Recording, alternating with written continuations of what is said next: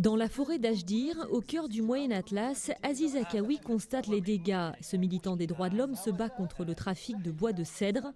Au Maroc, cet arbre majestueux s'étend sur 134 000 hectares. Mais pour combien de temps encore? Chaque année, des centaines de cèdres, certains vieux de plusieurs siècles, sont abattus illégalement. Et pour Aziz, il s'agit là d'une véritable mafia. Premièrement, il y a des braconniers qui coupent les arbres, qui coupent le cèdre illégalement. Deuxièmement, il y a les menuisiers qui achètent le bois. Troisièmement, il y a certains agents corrompus des services des eaux et forêts, des services de la gendarmerie royale, de la justice. Donc tous ces gens-là sont impliqués dans ce massacre de la forêt. Et c'est pour ça qu'on parle de mafia. Et c'est une mafia organisée. Un cèdre met 20 à 30 ans à atteindre l'âge adulte et peut rapporter jusqu'à 800 €, 3 ou 4 fois plus s'il est vendu légalement. Mais les communes ne bénéficient pas des retombées de ce commerce. À Ajdir, les villageois sont pauvres et en colère. Pour couper un arbre, tu es obligé de payer le forestier entre 200 et 300 €. Chaque fois qu'un groupe d'habitants veut couper un arbre, il donne au forestier.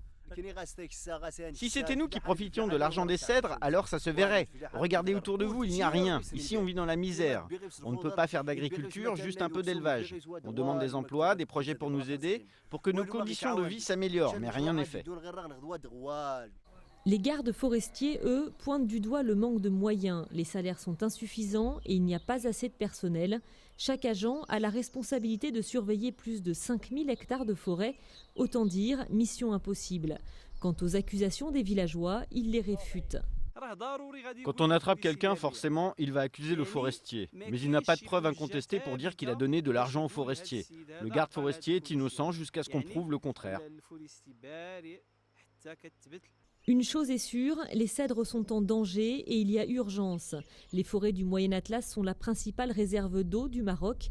L'abattage incontrôlé entraîne une érosion et une désertification qui menacent l'équilibre écologique de la région, mais aussi du pays dans son ensemble.